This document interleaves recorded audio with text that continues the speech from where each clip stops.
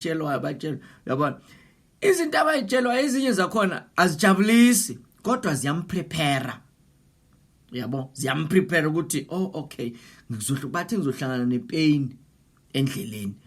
So ukuthi bamtshelile akusho ukuthi pain ayisezi but kusho ukuthi uyaziprepare ukuthi mase ifika ipain yingako uzo expecta the worst athola ukuthi ayisika ngako bese le pain ubuhlungu baya abisabi ngendlela kade ayicabanga ngayo ngoba usuke yena wacabanga vele extreme pain uyabo. But ke well I don't know bazalwane le asiyeke ngoba vele angina experience kodwa ke sikhuluma le yokuthi ke you will meet temptations. Yingako ungafunda nje ku 1 Corinthians chapter number 10 verse 13 athi no temptation has overtaken you except such as is common to men. Yabo anikafikelwa ukulingwa okungenje ngokwabantu. Kusho ukuthi lento le olingwa ngayo awulingwa ngento unique nje into like eqala ngawe. This is common to men. This is common. Ukuthi nje mawudlula phakathi kwezinye izimo ungazi ucabanga ukuthi wewedwa. Ezinye ilingo odlula kuzo ucabanga ukuthi iqala ngawe akekho umuntu okwadlula lapho akekho odlula lapho akekho sazodlula lapho. Ka no, you have not have not been overtaken by temptation that is not common to men. So this is common. This is common. Lento odlula kuyo namhla angazi isilingo obese kuhlupha izolo. Angazi isilingo bese kuhlupha iviki since liqalile angisaze sa last week angiyazi into ozohlangana nayo namhlanje kodwa whatever ozohlangana nayo noma ohlangene nayo you are not the only one ohlangana nesilingo esinjalo yabo. Yingako kuhle ukuthi ucheck ukuthi abobana abanye abadlula elingweni uma ngabe zabahlula kwenzakalani ngabo uma ngabe bazinqoba kwenzakalani ngabo ngoba ufuna ukubalwa nelist yabantu ababizwa the heroes of faith. So for you to be a hero of faith you are fighting temptations, you conquer temptations. So little but God is faithful. Kusho leli verse but God is faithful who will not allow you to be tempted beyond what you are able to bear. So angeke akunikeze ukuthi ulingwe ngaphezulu kwamandla akho. So he will not allow you to be tempted beyond your ability. So but with temptation will also make the way of escape. Kusho ukuthi every time kuba ne temptation kune way out. Every time kuvela temptation kukhona into indlela ayenzile uNkulunkulu ukuthi uphunyuke. Kusho ukuthi ungaweli esilingweni kodwa sona sizofika. Kodwa ukuthi ungaweli kuso ungangeni kuso uyabona ingako imfundiso kaJesu ithi lead us not into temptation. Lead us not ungasingenisi. So into ezosiza ukuthi ungangeni indlela ikhona uNkulunkulu uyayiprepare kuthiwa but with temptation kanye nokulingwa will also make a way of escape. Uyayenza indlela ukuphunyuka that you may be able to bear it. Yabo ukuze ukwazi ukuyithwala lento. So awuhlaselwa ngento engaphezulu kwamandla akho. Kusho ukuthi isilingo nesilingo before siza kuwe yabona usidlulise qala kuNkulunkulu asweye ukuthi isize yaso is it a featherweight, is it a middleweight, is it a heavyweight. Uyabona ke so ngoba nawe uyaziwa ukuthi ungakanani kwele kamoya. So unikezwe into engangawe yingakho nje enye izinto ongayisebenzisa uma ngabe kufika endabeni yokuhamba noNkulunkulu ukuthi uzazi ukuthi ungakanani ekukholweni. Bheka izinto ohlangana nazo. Bheka izinto ohlangana nazo, bheka izinto olwa nazo zizokutshela ukuthi kahle hle ungakanani ngoba ukukhula komuntu ekukholweni akuyi ngeminyaka. Akubalwa ngeminyaka ukuthi wasindiswa nini wena bese uthi hayi ngasindiswa ngo1990 something bese bathi usomdala. No, ekukholweni ukhula hayi ngokweminyaka but ubuka ngokwezinto ohlangana nazo zikutshela ukuthi okay irank iphakeme so kufana nama ama ranks ahlukene mhlambe in the military or mhlambe ku SAPS uyabona mhlambe nje ema company different positions the chain of command so ke uyabuka ukuthi mangihlangana nezinto ezinzima kangaka kusho ukuthi rank iphakeme yabo so ke enye yendlela ukuthi ungabona ngayo ukuthi ke ungakanani ekholweni manje ke into esikuyo la bazalwane ukuthi temptations will come even uJesu bazalwane he was tempted uJesu yena lo ofundisa thina namhlanje ukuthi sithi uma sikhuleke kanjani yena lo sifundisa he was tempted you go to Matthew 4 umbona uJesu elingwa lapha umbone elingwa uyabona kuthiwa la Matthew 4 from verse number 1 then Jesus was led up by the Spirit yabona ke manje he was led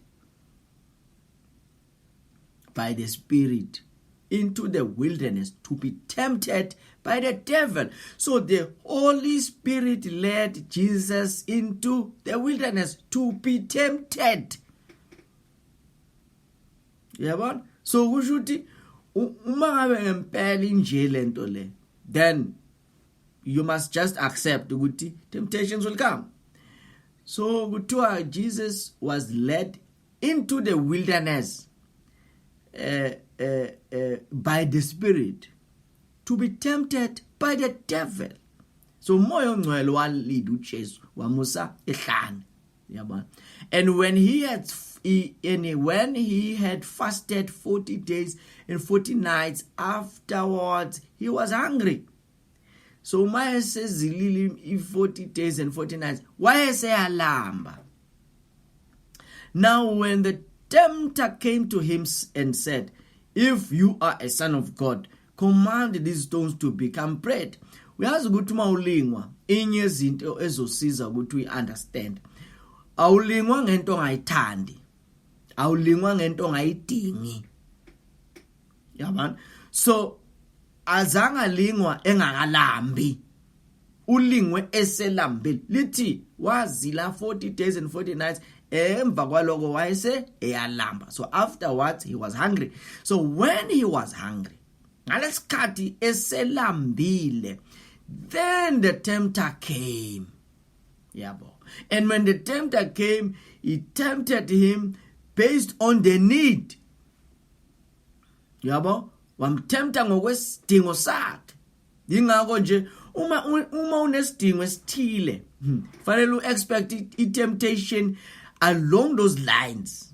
Injalo, uma unesidingo uzazi ukuthi nginesidingo esithile, lindela isilingo esihamba kuleyo ndlela yesidingo sakho noma kulento oyithandayo. Lindela isilingo lapho into ekhona le. So ke now where lithi ke imayimlinga uthi if you are a son of God, uyabo. Of course Jesus is a son of God and he knows him, and even the Father knows that he is the son. I mean, kade aqeda ukumafema. So doesn't need to prove a point to anyone. So ke uthi ke make these stones or command that these stones become bread because angishulambile. But he answered and said to him, it is written, man shall not live by bread alone, but by every word that proceeds from the mouth of God. So Jesu ke uyaphendula ukuthi kulotshiwe, uphendula ngezwi. Uyabona nje basiloko silandelela izwi kangaka nje bazalwane, sihlomela ukuba neimpendulo ngekhathi zokulingwa. Sihlomela lokho, we are being equipped. Siya prepare ukuthi mase ulingwa kuvuke izwi phakathi kwakho. So uJesu akakhipha ngeBhayibheli kodwa wakhuluma izwi.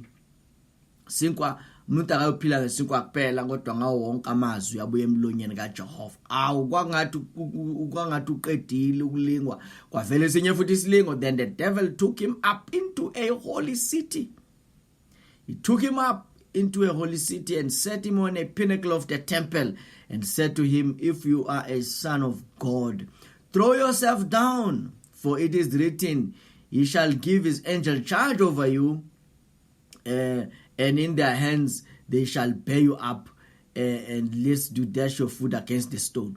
Uyazi manje lana ne i-challenge okufanele ukuthi uyi-understand ukuthi nayo ikhona ukuthi even the devil knows the word. Yabona, the devil knows the word. So manje uthi ke kuJesu embembeka esiqongweni seTemple uthi kweziwise phansi ngoba kulotshe ukuthi uzoyazi ingilo zakho. I mean, that is an accurate word, izwi lenkosi lelo.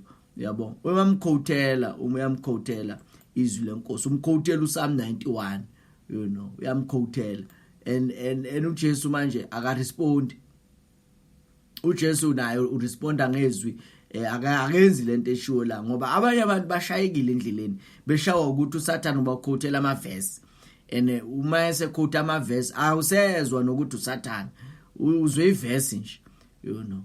uyabona. So Jesus said to him, it is written, you shall not tempt the Lord your God. Uyazi ukuthi lana nebazalwane, number 1, uSathane kade afuna ukuxabanisa uJesu noNkulunkulu baba wakhe ukuthi aphendula amatshe abe isinkwa. Yabona, ngoba ecommandwa uSathane. Uma njengoba uJesu yasehlane nje ubengalidwanga uSathane ukuthi ayihlane. He was led by the Spirit of God. So he does not take instructions from the devil. He is taking instructions from the Holy Spirit. Now uma emhlula lapho uJesu uhlula uSathane, uyamhlula akawele esilingweni. Now umgebelise esiqongweni seTemple. It's like uma ethi zwise phansi, it's like ufuna ukumbulala.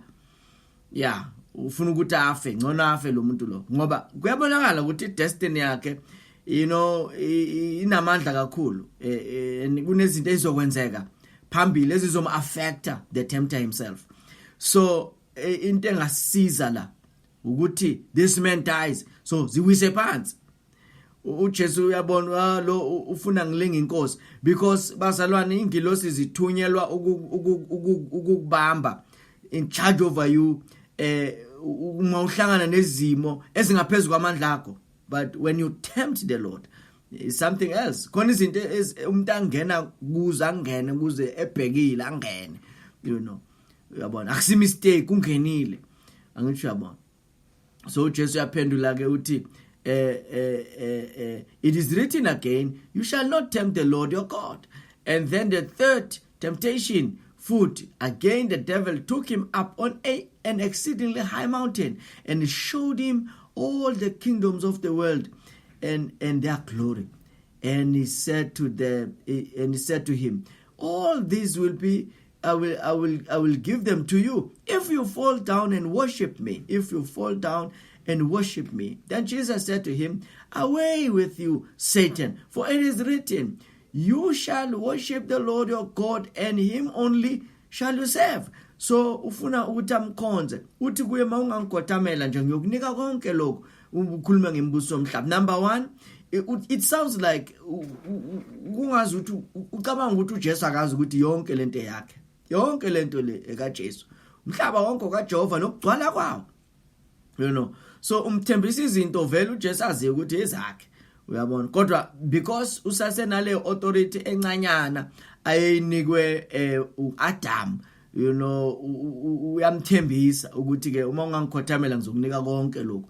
And futhi ke just kulelo point nje bazalwane, uyazi ukuthi kunabantu abakhona la emhlabeni manje who have actually taken this advice from the evil one, ukuthi ke uma ungangikhothamela ngiyokunika konke. Khona abantu ongababuka bahalele namhlanje, bahalela impilo yabo, you know, impilo yabo ibukeka kuyimpilo ehalelekayo, banezinto lezi ekuthiwa zidingwa yibo bonke abantu, but you don't know ukuthi lezi zinto lezi azazithola ufike njani. ufike njani. Uma ungathi wena uyayihalela nawe ufuna ukufana naye uzumtshela ukuthi uyi-role model yakho, umtshela ukuthi yazi nami mase ngikhulile ngifuna ukufana nawe, kanti awumazi ukuthi ufike kanjani lapho. Uma engakuhlalisa phansi akutshele